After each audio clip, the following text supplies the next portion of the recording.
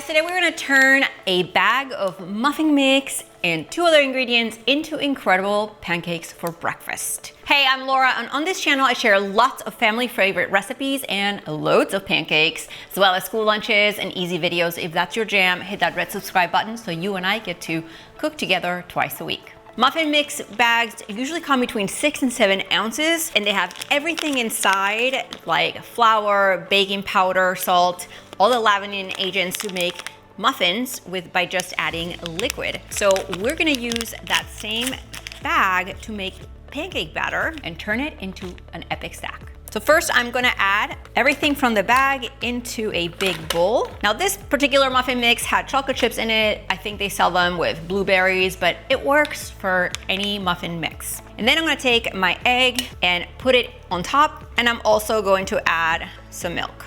I'm gonna take a fork and break up my egg first into the milk, and then I'm gonna mix everything around. Once you break up the egg, using a spatula makes the job easier.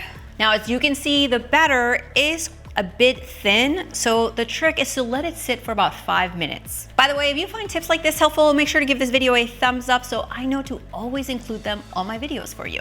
All right, guys, it's been 5 minutes and my batter is ready. I am using a griddle just so I can show you really well what this all looks like. You can use a nonstick pan for your pancakes. I like to use butter to grease my griddle or oil.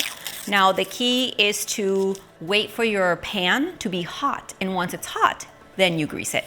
And now I'm going to pour about 1/4 of a cup of batter per pancake. Now these need to cook for about 2 minutes on the first side, and once the edges are nice and defined and you see little bubbles throughout forming, you're gonna grab your spatula and flip them over. Now, one quick tip is to flip your pancakes in the same order that you pour the batter. That way you know that they're all cooked evenly. Now, once you flip them over, make sure not to press them down with the spatula. Don't worry, they'll finish cooking. The only downside is that this recipe only yields like 6 pancakes, but if you're on vacation, it's a great way to enjoy a terrific stack without having to buy a lot of ingredients. My gosh, check out the stack.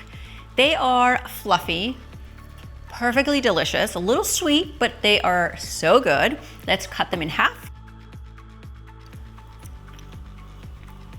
Pretty good for 3 ingredient muffin mix. Now check the recipe details below the video, and with that, see you guys next time.